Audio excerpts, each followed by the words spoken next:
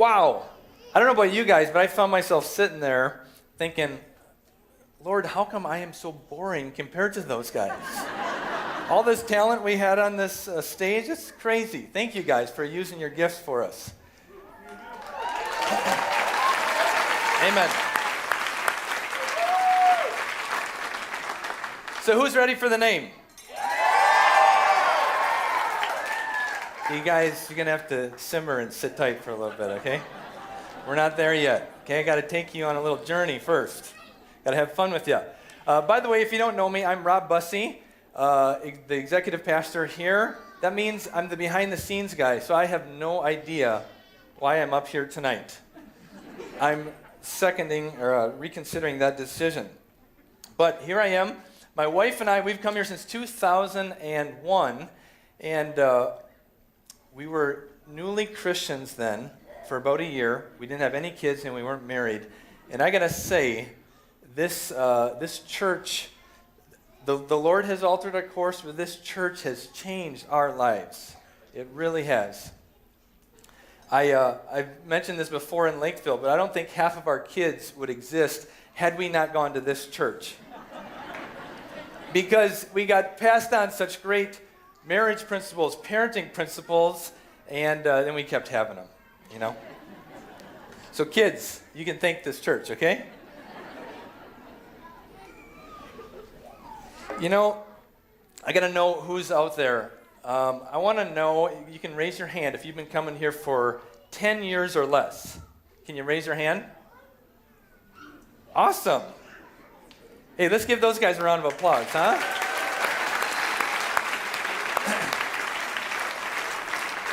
All right, if you've been coming for 10 to 20 years, can you raise your hand? Sweet. Thanks, you guys. And if you've been coming here for 20 years or more, can you do more than raise your hand? Can you stand up, please? Wow.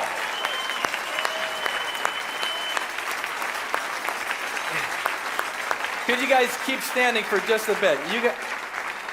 You guys are amazing. You are some of the most faith-filled people I've ever known. And when I think of all the ups and downs that you've been through, all the tears that have been shed, all the prayers that have been prayed, I'm just floored by your faithfulness. And you've set a wonderful example, and we are all here as a result of your faith put into practice and your action, and we thank you guys so much.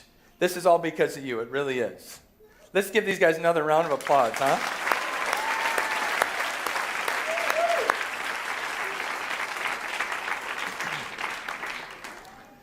All right, I got a weird question for you guys. Have you guys ever named a pet before? You've named a pet like a dog or a kitty or fish? A gerbil? A snake? Okay, you guys have named pets. Has that been an easy decision? Not always, right? I know kids, they name their pets and they rename them 2 days later. Who in here has ever named a human before? You've named a human. Yeah, that's interesting too, right? A little bit different than a pet. It's not that easy if you've never named a human before. My wife and I, we've named 7 of them. A couple of them were easier than others, but on the first couple, actually the first one in particular, we let the name slip out a little bit early. And people started telling us all the things they didn't like about the name and how they thought we should change the name. Even after Caleb was born, my mother-in-law was like, I think his name should be Alex, okay?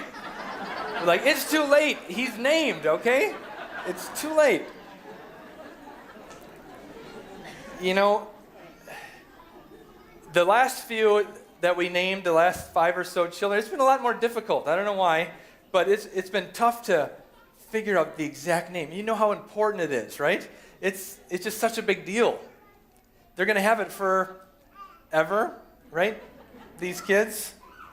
And, you know, the Lord has worked some interesting things out when we picked our names. And I want to tell you about the whole process. But that was pressure-packed enough. And now let's think about naming 1,000+ humans together as a church And over the last 6 months, this has been interesting, guys. So many times I've just prayed this prayer, this simple prayer. Lord, you have to help us. Lord, we need some help. Like, it could be so divisive, right? To rename a church at this point. So many people like it and don't. And it was difficult. I would wake up sometimes in the middle of the night thinking, we need the name. We didn't have it yet. Then the Lord provided one, and there was no looking back after that. We had a rebrand team, internal team form. It was myself, Dan Dibbing, Alyssa Lowry, and Deacon Ailes. I'll have them up later at the end so you can see them. But we took it upon ourselves. We were entrusted this responsibility by the senior leadership team. And we took it very seriously and prayerfully. And I want to walk you through the process that we went through a little bit.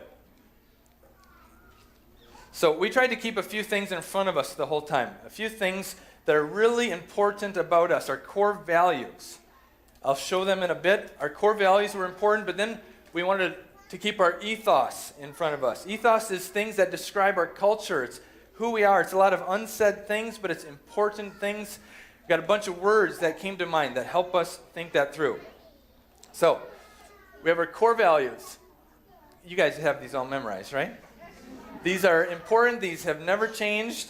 Some of these are more unique to us as a church than others. Some of these, like church leadership, how we raise up leaders from within, the plurality that we have, how we believe in servant leadership, and others, just godly families, how we're strong in that. God has really laid it on our heart.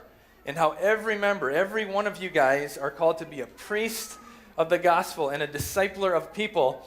These are some things that are more unique to us. And the outflow of some of this is some of these descriptors, our ethos. Here's some words that just came to mind as we talked this through. Some things about us as a church: ordinary, simple, real, relatable, authentic, frugal, not fancy or shiny, action-oriented, servants, on mission together, community, focused, we love to be together, and fellowship. These are some important words. Here's a few more. Just loyal, tight-knit, like family, smaller. We've never been after the big thing, or we would have just had one massive location, but we wanted to plant smaller campuses to reach more people in different areas. Personal. We've always been a personal church where you can know each other. We want you to know each other. We want you to know the pastor. You can be known by the pastor. And we're hospitable, very welcoming. We love getting to know new people, okay? And gospel-centered. Okay, Jesus is at the center. It's always been about his gospel. And these are some of the scriptures we kept in front of us. A couple more came to the mix, and we saw this tonight. We are a fun bunch. You guys, there's a lot of fun tonight, right? Yeah. We are fun, and maybe we always haven't been, I don't know, but the people I hang out with are pretty fun. And it's fun. You think mission to our city, hanging out together, serving together, it's an awesome thing to do together. But we're also bold. Okay, bold in sharing our faith, sharing the gospel, and bold in decision makings related to our lives. Okay, you are a bold bunch. So these were a couple more that we added to the mix. You guys have seen this the last few weeks, or maybe you've heard about it. We've talked about the spectrum of hardware stores, okay? And how there's mom and pop stores to big box stores, and they all serve a good purpose. But in the middle, there's this Ace Hardware, and they have a strong brand, and they're a neighborhood hardware store where you can go and the service is great. And we've resonated with that. We're like, that could be us as a church. In the spectrum of churches, we feel like we could be that. And we're just at peace with being that. And that actually excites us to know exactly who we are and where we fit on the spectrum. And another thing we wanted to keep in mind, is our mission field, okay? It's one thing, it's all of us, Christians and mature believers. We wanted to keep all of you guys in mind through this process, but we didn't want to forget we're on mission to reach people that are far from God. So we wanted to keep our mission field in mind as we talked naming and branding and stuff like that. It's not all about them, but it's important. We're trying to reach them. We're trying to multiply like we've multiplied over the last 30-some years. We want to do the same thing in the next 30-some.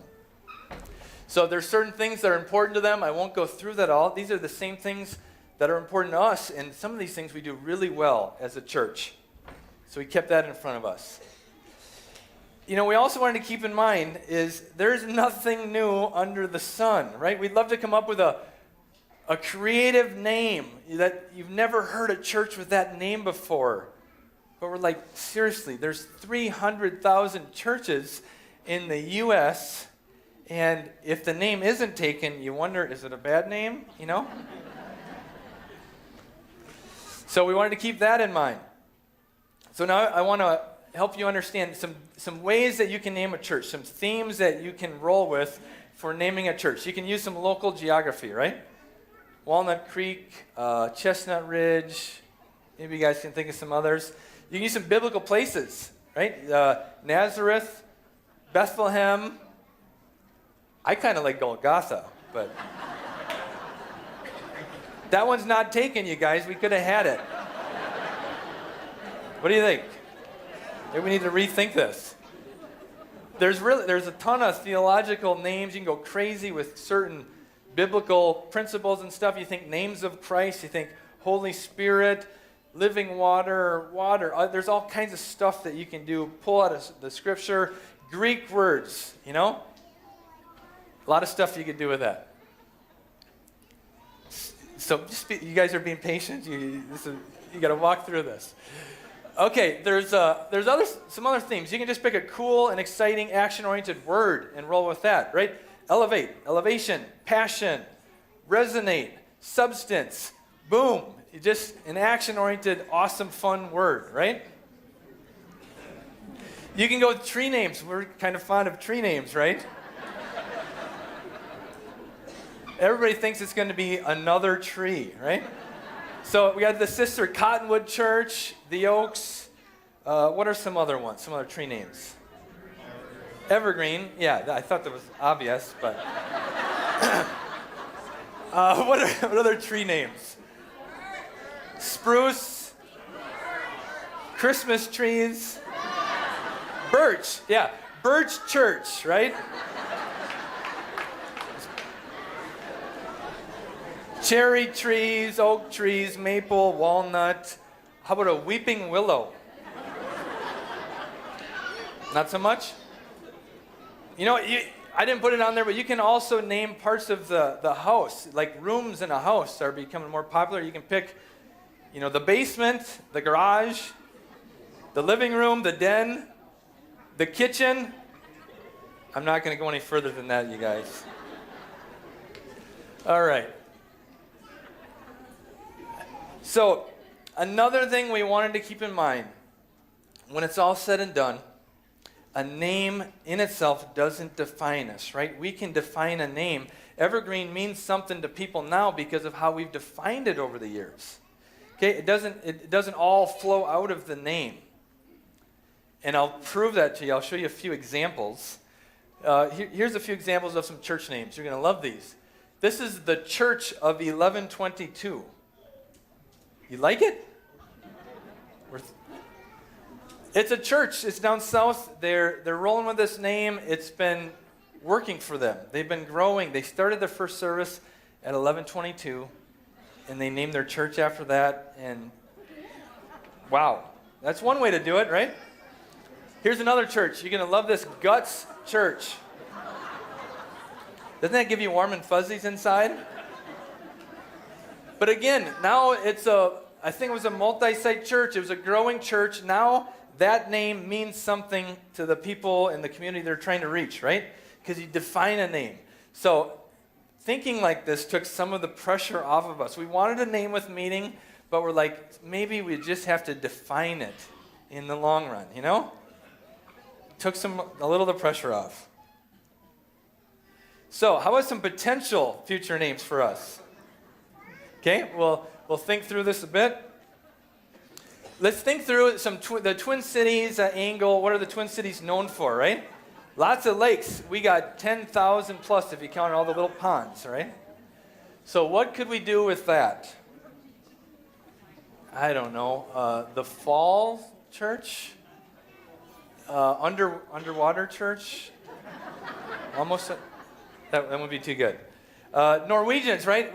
Let's roll with this theme. How about Lefse Church? It's available, believe it or not. Up north, Up North Church, Almost Canada Church, Freezing Cold Church. Vikings, Twins, Wolves, what can we do? There's School Church.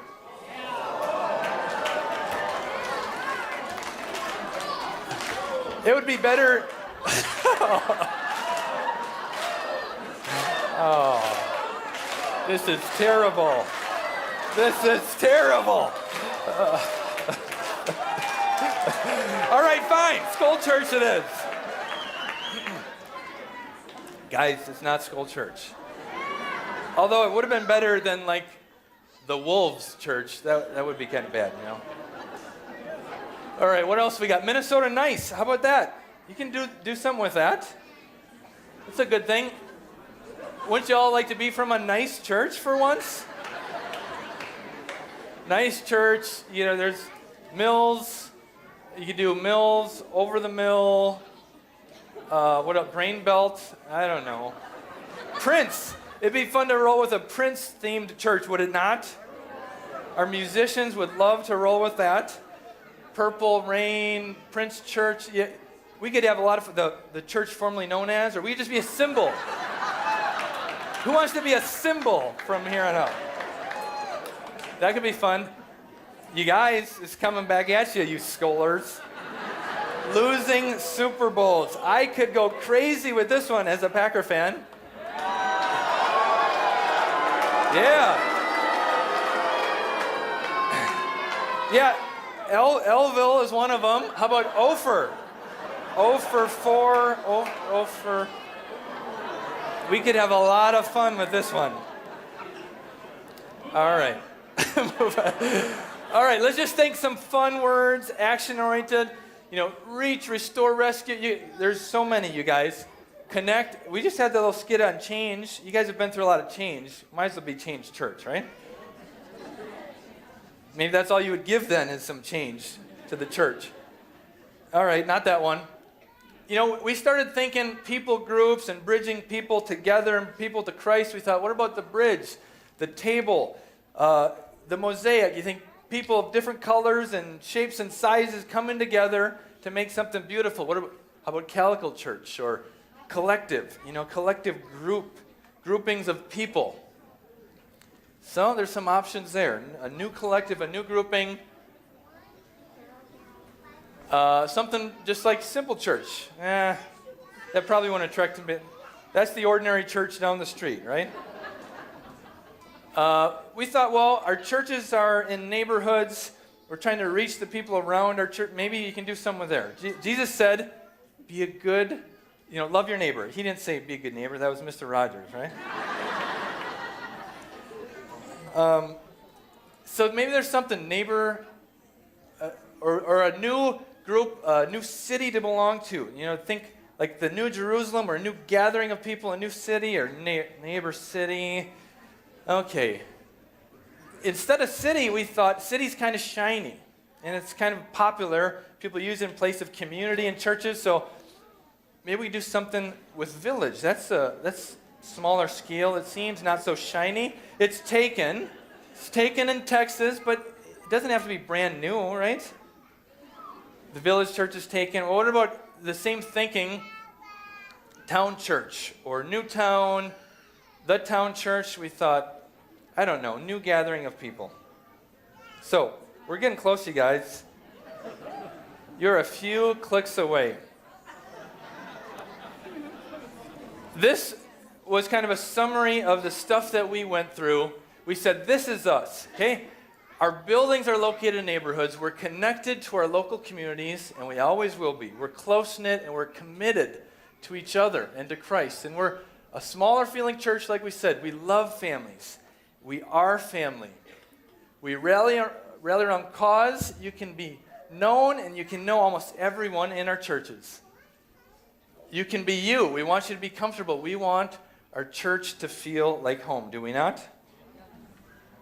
All right, let's play the video. Have you ever asked yourself, is there a place where the doors, the arms, and hearts are wide open? A place that's big enough for everyone, yet warm enough for anyone. A place where you feel you belong, to be healed, not judged, where there is both truth and compassion. Have you ever longed for a place that fills you with the word and surrounds you with friendships and fellowship that will help you grow? A place to go not just for a service that excites you, but experiences that inspire you. Where the folks who sit next to you, across from you, who laugh and cry with you, know you by name. A place to go whether you need to feel the support of many or just one friend's hand to hold. Now, imagine that place as your church. And that church, your home. We warmly invite you to come as you are, not only to share with, but be a part of an ever-growing community that you help build.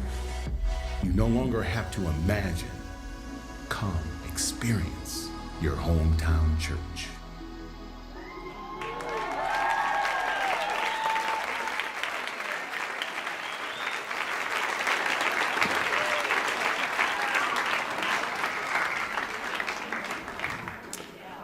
So let it sink in a little bit.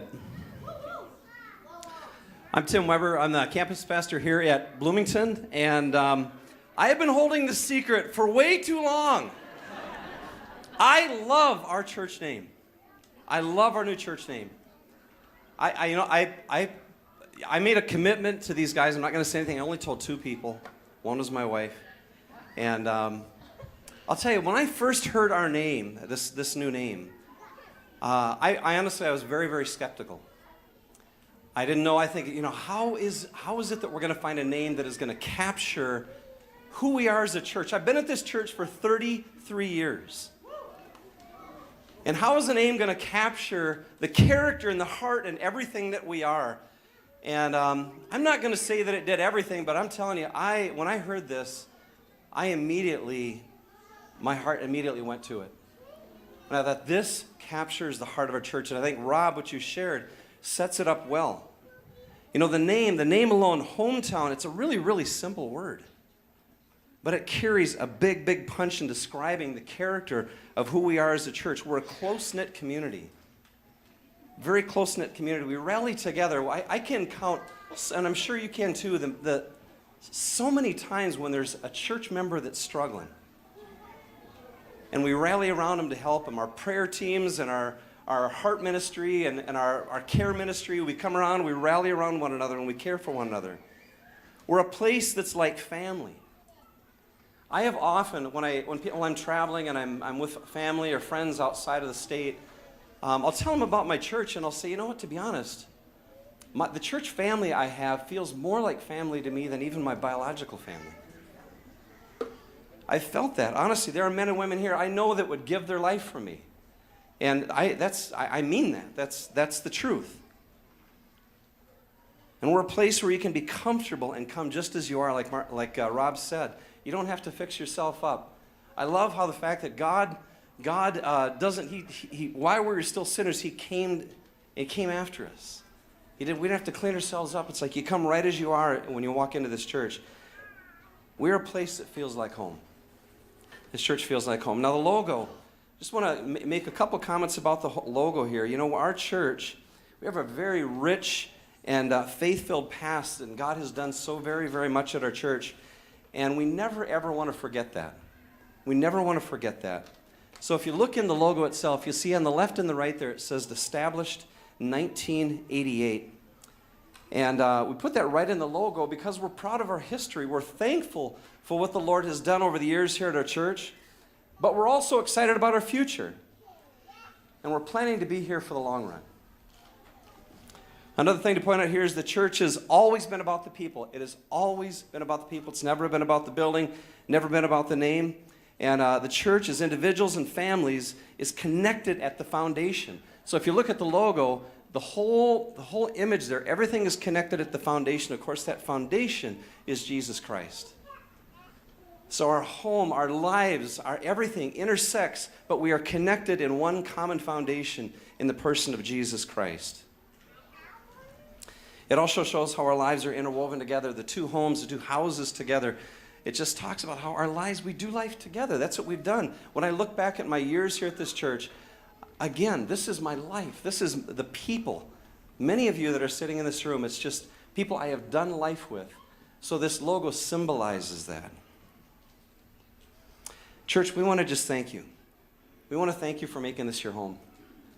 I know everyone is going to process this change differently, and maybe when you first heard it, you're going to respond like I did, and you're going to be super excited, and maybe you're processing it right now, maybe you're thinking about it. I would just say give it some time. Allow it to sink in. Allow it just to kind of pray and ask the Lord just to, if you love it, if you don't like it as much, wherever you're at, just ask the Lord to kind of help you through this change. But I'm telling you, we just want to thank you for making this your home. Thank you for everything that you've invested into this church. And thank you for growing and changing and loving the people around you. I mean, I think about we would not be who we are today if it was not for the people that are sitting in this room and the hundreds and hundreds and maybe even thousands that are not here right now. Together, we are stronger, so I want to encourage us together to keep growing deeper in our love for Jesus Christ. Let's keep praying and rallying and loving our neighbors. Let's continue to let the world see our lives and how He's changed us on the inside, and let us bring that hope to the world. Together, let's reach our world for Christ. Let's reach our world for Christ. Hometown Church, do you think we can do it? I think we can do it. We are excited about where we are going, and we can boldly believe and trust that the absolute best is ahead of us.